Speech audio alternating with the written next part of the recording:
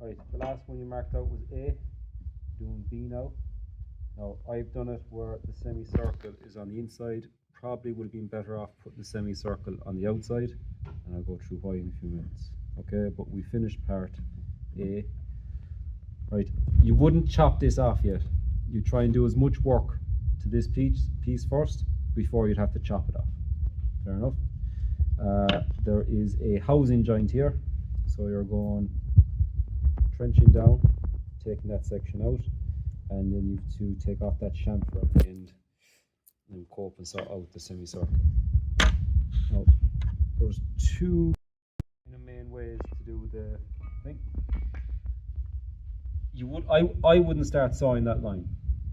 Okay, so there's two options. You could get a marking knife and use the tri-square and slice across the line, okay, so that the fibers have been sliced before you come at it with a tenon saw. And the other option would be to actually put a slight mortise on it. Now you can figure out yourself what way you prefer, but the other option would be similar to doing a mortise.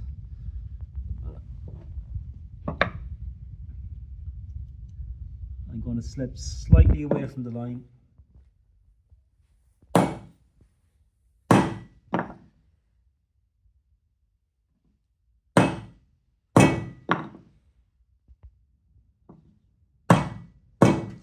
So I should have a nice clean cut.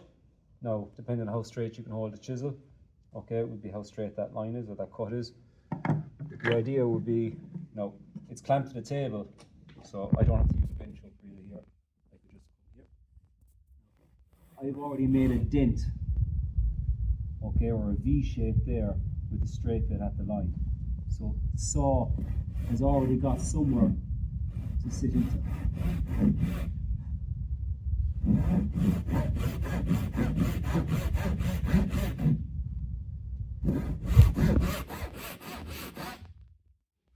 You don't want to go past the line.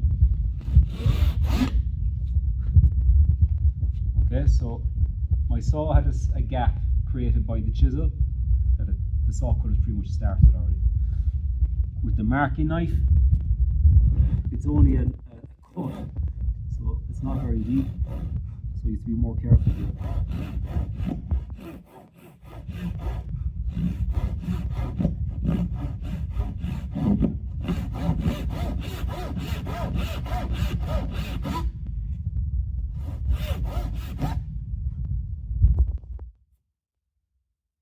Okay, so I have a slightly bit extra left on there that I'll have to tidy up. But again, they're straight cuts. You get a lot of tear out with a tenon saw if you don't use a marking knife or do something to stop that from happening. Right, because of the forces, the mallet, the chisel, and put into the vise at an angle. Again, this is a good reason for not chopping it in two yet, because there's plenty of meat there. I'm going to use 13mm chisel to fit in there. Chisel upside down, flat up.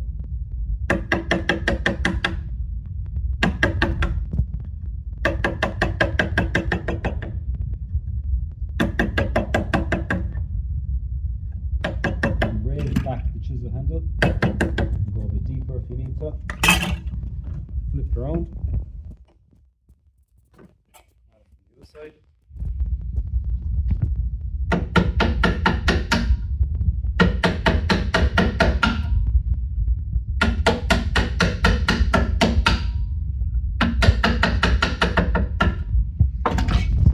Bulk of it off then, put it flat in the vise, just have the line that you're going to above the vise, two hands on the blade or on the handle,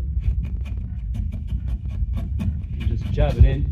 You're keeping the angle flat as this, okay, you're not raising it to go downwards, you're just going straight across.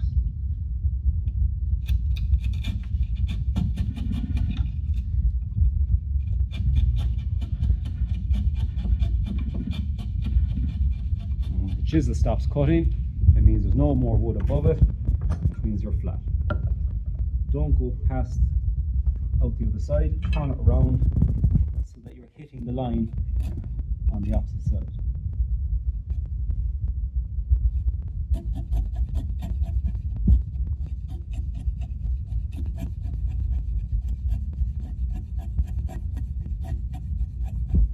And I'm putting pressure downwards here now to give me a nice polished finish. Use a dovetail saw, yeah. Now, you can check now if a piece of timber, one of your other pieces, go in. Okay, that obviously doesn't go in. Then I'm happy with that. Okay, because if it was too loose, it's going to be an awful joint. Okay, but if it's too tight, well then there's an allowance for me then to make it a bit wider. So, like at the very edge, it's wide enough, but as I go down, it's not. So I'm just going to slightly tap in at an angle, change the chisel to vertical, and go vertically down with the tap. Slight tap in to kind of bite into the wood, bring the chisel vertical, go down. This edge, I'm nearly there at the line. This was the marking knife edge. Slight tap in at an angle.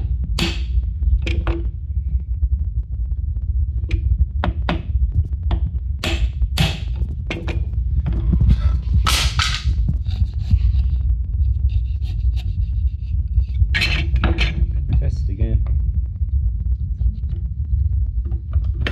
So that's not coming up now. Okay.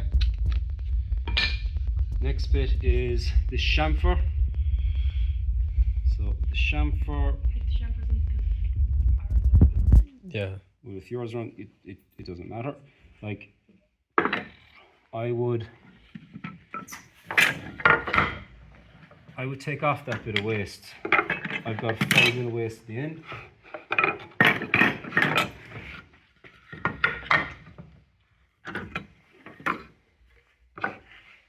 So 5 mil of waste, I'm just gonna get rid of them. If you look there, I'm not actually on the line. I'm a mil away from the line because I want to use a block plane to finish that.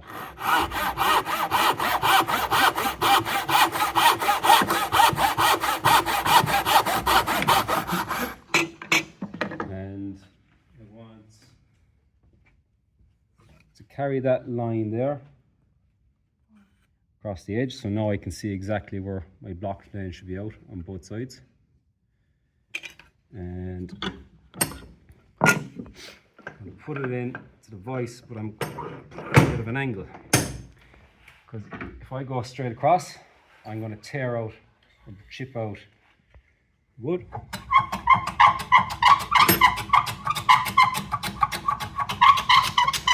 But if I come slightly with the grain, it should be good. Now keep an eye, I'm taking too much off here, so concentrate a bit on the back. My blade's taking off a bit too much, so go anti-clockwise to take less.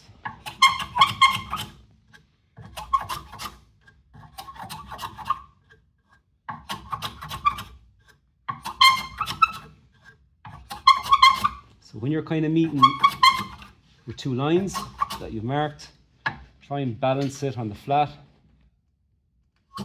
and aim to try and get one final pass, which will give you a perfectly flat edge. Okay.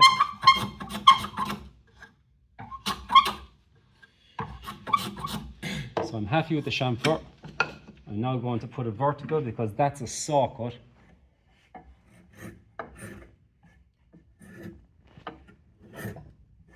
No, I wouldn't go all the way past. I come around.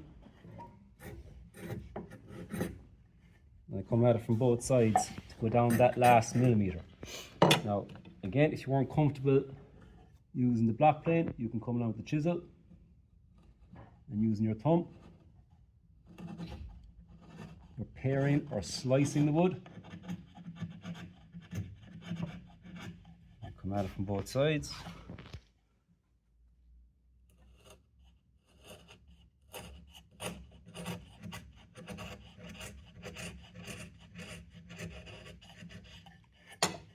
So that would give you the kind of the polished effect then.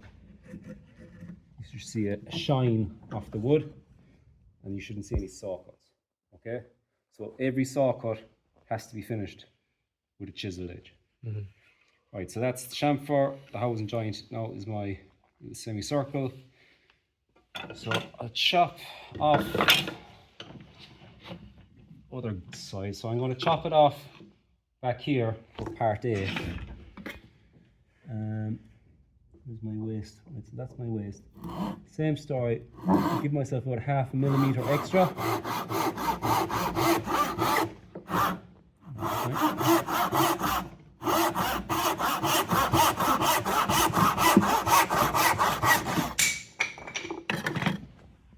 Okay, so I got my 0.5 mil there. Same story into the vise. Use a block plane, but you advise us doing this like at the end? yeah. So you can see there the difference between a polished edge and a saw cut edge. Okay, you can actually see the grain rings and there's a shine if you put a little light on it. So we shouldn't chisel it until the very end, or should we? Well, if you're looking for the full marks, you need to have this done. After the cut. Okay, now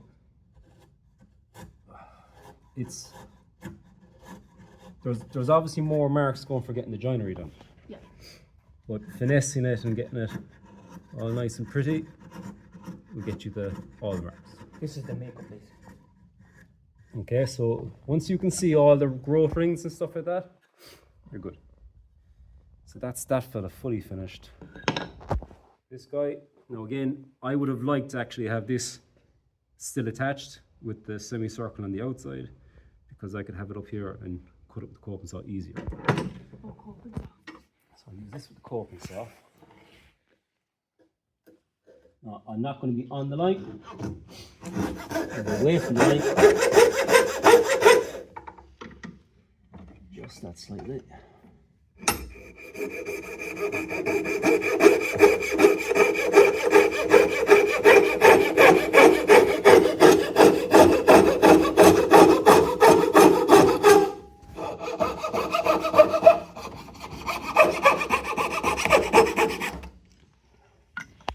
That's just a rough cut to get most of the wood off.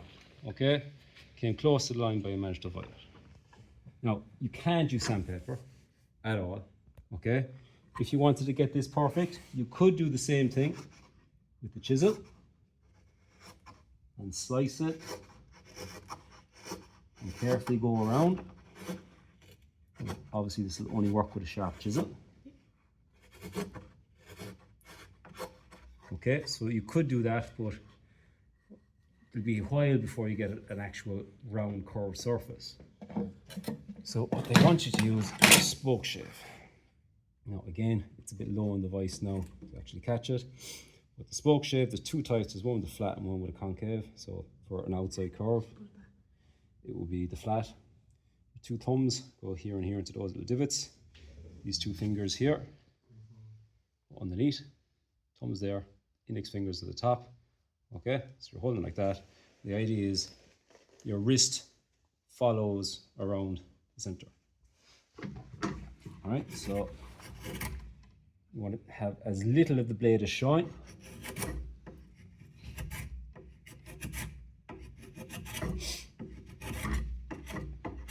You don't need to finish it off then with chisel afterwards because... No, the blade on this will be good enough. So you see, you're kind of following the curve around. And again, you can go diagonally, it's slightly easier. You have to change the direction.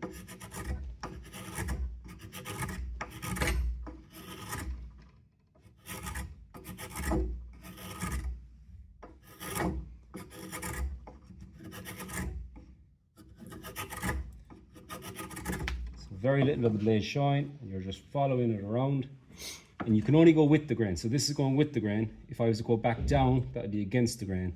So I have to flip it around,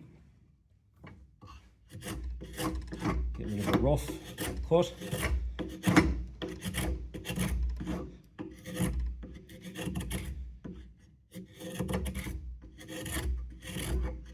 And then when you kind of get it fairly smooth, don't lean as much on it. Just let it kind of follow